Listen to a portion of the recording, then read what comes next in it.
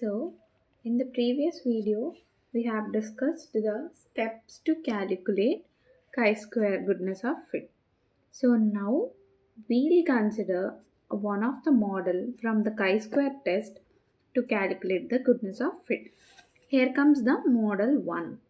So the model 1 is question is the count of accidents per 10 weeks period are as follows: 13, 9, 21, 3, 13, 11, 16, 7, 10, 4.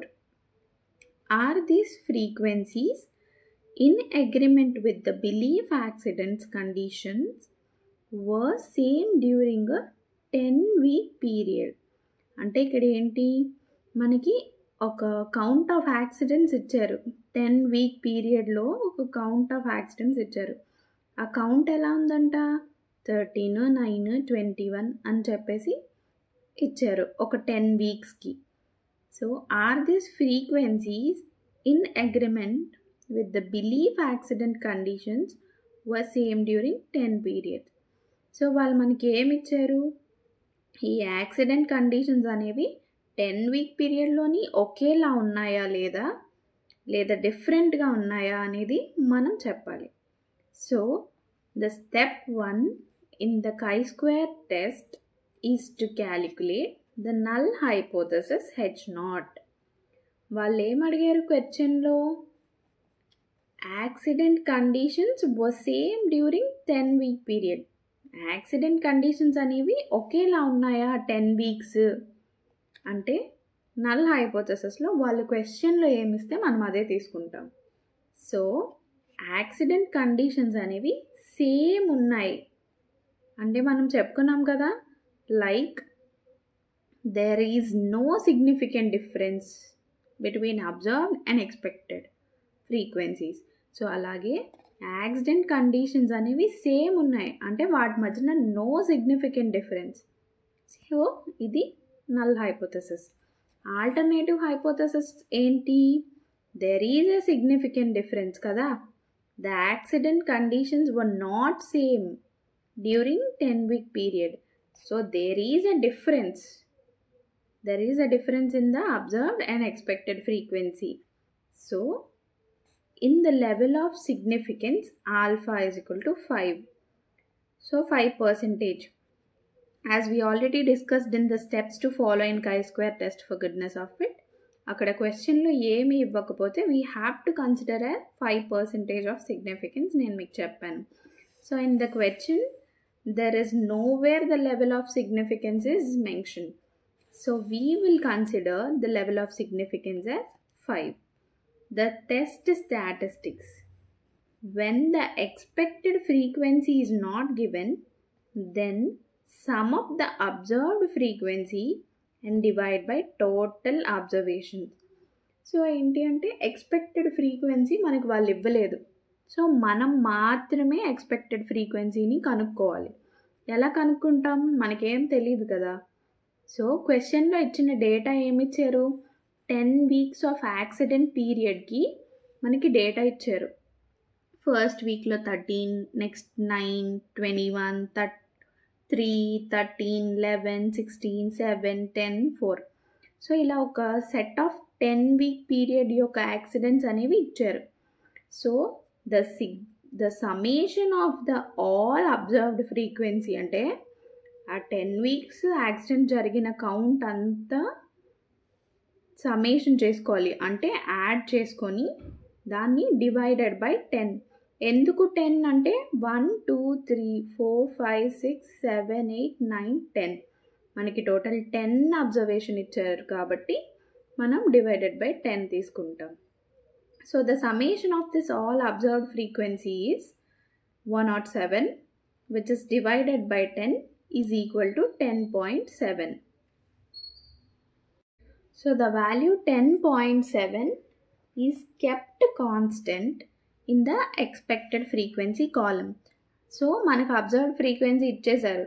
So మనం expected frequency ఎలా కనుక్కున్నాం, summation of all the observed frequency by the number of observations, right? మనకి 10.7 వచ్చింది. So ఇప్పుడు the table should be observed frequency, expected frequency, observed minus expected frequency, observed frequency minus expected frequency whole square, observed frequency minus expected frequency whole square by expected frequency. So this is the format of the table. So వాళ్ళు మనకి ఏమి ఇచ్చారు, 10 ఇచ్చారు కదా frequencies, 13, 9, 21, 3, 13, 11, 16, 7, 10 and 4. So మొత్తం ఈ అన్నిటిలో కూడా మొత్తం ఈ ఎక్స్పెక్టెడ్ ఫ్రీక్వెన్సీ కాలం అంతా మనం 10.7నే తీసుకుంటాం. సో ఎందుకంటే మనం ఇందాక ఫైండ్ చేసిన ఎక్స్పెక్టెడ్ ఫ్రీక్వెన్సీ ఎంత, 10.7. సో ఇప్పుడు ఏం చేస్తాం, observed minus expected means 13 minus 10.7 is 2.3. So 2.3 whole square is 5.29. So we'll keep it in the formula like O minus E whole square by E. ఈ ఫార్ములాలో O minus E whole square అంటే 5.29 by E అంటే 10.7, where it comes 0.4. So let us see how to calculate in the calculator. So ఎలా calculate చేయాలి మీకు తెలియడం కోసం మనం ఒక అబ్జర్వేషన్ని తీసుకొని క్యాలిక్యులేట్ చేసి చూద్దాం. సో వాళ్ళు ఏమన్నారు, observed frequency, expected frequency, observed minus expected. Observed frequency ఎంత, 13 మైనస్ ఎక్స్పెక్టెడ్ ఫ్రీక్వెన్సీ ఎంత, 10.7 which is equal to 2.3. ఇదిగో 2.3. ఇప్పుడు 2.3ని హోల్ స్క్వేర్ చేయాలి అంటే 2.3 into 2.3 అనమాట హోల్ స్క్వేర్ అంటే, which is 5.29. If at all మీకు ఇలా అవ్వట్లేదు, రాదు మాకు చేయడం అనుకుంటే, సో ఫస్ట్ వచ్చేసి క్లియర్ చేసుకొని బ్రాకెట్స్ తీసుకోండి. 2.3. సో ఇక్కడ ఈ సింబల్ కనిపిస్తుంది కదా, ఈ సింబల్ క్లిక్ చేస్తే దానిపైన స్క్వేర్ అన్నారు కాబట్టి స్క్వేర్ అప్లై చేస్తే 5.29. ఇందాక మీకు ఏ ఆన్సర్ వచ్చిందో ఇప్పుడు అదే ఆన్సర్ వచ్చేసింది. సో ఇప్పుడు మీరు ఏం చేస్తారు అంటే ఫార్ములాలో పెట్టాలి. అంటే ఫార్ములా ఏంటి, O మైనస్ ఈ హోల్ స్క్వేర్ కదా, అంటే 5.29 డివైడెడ్ బై ఈ అంటే ఎంత, 10.7 which is 0.49439 and so on. So మనం ఇక్కడ డెసిమల్ తర్వాత ఒక వాల్యూ మాత్రమే కన్సిడర్ చేసుకున్నాం. సో నేను 0.4 వేసాను. So this is the scientific calculator. మీరు ఎగ్జామ్స్కి ఈ సైంటిఫిక్ క్యాలిక్యులేటర్ని తీసుకెళ్ళొచ్చు. సో యూజింగ్ దిస్ మీరు సమ్ని క్యాలిక్యులేట్ చేసి ఆన్సర్ రాయొచ్చు. సో అలాగే మనం మొత్తం అంతా లైక్ 9, 21 అన్నిటికీ కూడా మీరు ఇలాగే క్యాలిక్యులేట్ చేస్తారు వాల్యూని using this formulas. So calculate చేసి టేబుల్ అంతా ఫామ్ చేసిన తర్వాత so you will calculate the values which are came in the last. ఈ లాస్ట్ కాలంలో ఇచ్చాం కదా మనం ఈ వాల్యూ. సో దీని వాల్యూస్ని మాత్రం క్యాలిక్యులేట్ చేయండి, wear the overall comes is 25.3. అంటే ఇది మనం క్యాలిక్యులేట్ చేసిన వాల్యూ. ఈ క్యాలిక్యులేట్ చేసిన వాల్యూ ఎంత, chi square calculated value is equal to 25.3. So మీకు చెప్పాను the next step is conclusion. కన్క్లూజన్లో మనం ఏం కనుక్కుంటామంటే డిగ్రీస్ ఆఫ్ ఫ్రీడమ్ కనుక్కుంటాం. Where comes the v is degrees of freedom n-1. n అంటే ఎంత, 10 ఎందుకు అయింది, సో మనకి 10 వీక్ పీరియడ్ యాక్సిడెంట్ కౌంట్ ఇచ్చారు, 10 వీక్ యాక్సిడెంట్ కౌంట్ ఇచ్చారు అనమాట. సో ఈ 10 వీక్ యాక్సిడెంట్ కౌంట్ అంటే మొత్తం ఎన్ని అబ్జర్వేషన్స్ ఇచ్చారు, 10 అబ్జర్వేషన్స్ ఇచ్చారు. 10 minus 1 is equal to 9. మనకి క్వశ్చన్లో Poisson distribution, binomial, normal distribution అని ఏమి ఇవ్వలేదు. There is no distribution is mentioned, observations మాత్రమే ఇచ్చారు. Then we have to take v is equal to n-1. ఇప్పుడు ఎలా క్యాలిక్యులేట్ చేయాలి టాబ్యులేటెడ్ వాల్యూ అనేది తెలుసుకుందాం. So v is equal to 9 అంటే మనకి డిగ్రీస్ ఆఫ్ ఫ్రీడమ్ 9 తీసుకున్నాం. ఎట్ లెవెల్ ఆఫ్ సిగ్నిఫికెన్స్ ఎంత 5%.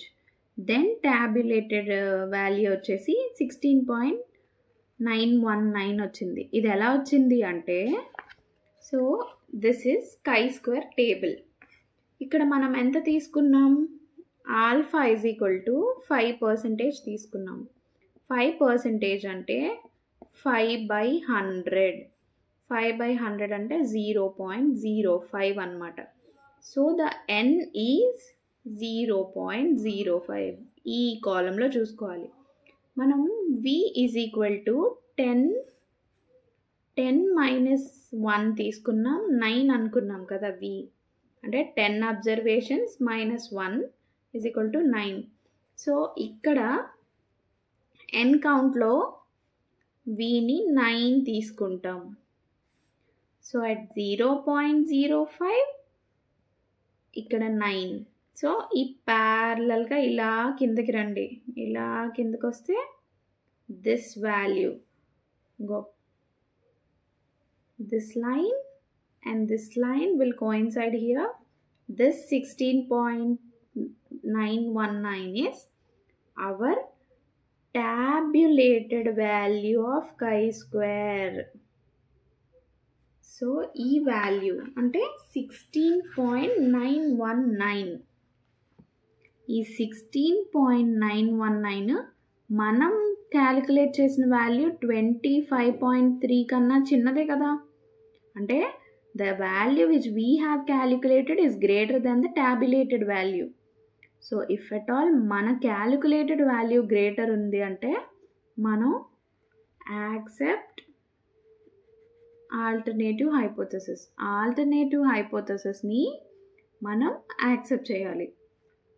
ఆల్టర్నేటివ్ హైపోథెసిస్ని యాక్సెప్ట్ చేస్తున్నామంటే ఆబ్వియస్గా నల్ హైపోథెసిస్ని రిజెక్ట్ చేసేస్తాం. సో యాక్సిడెంట్ కండిషన్స్ అనేవి 10 వీక్ పీరియడ్కి కూడా ఒక్కలా లేవు అని చెప్పడమే దిస్ ఆల్టర్నేటివ్ హైపోథెసిస్. సో ఇలా కన్క్లూడ్ చేసేస్తాము మనం chi-square test for goodness of ఫిట్ని. Thank you.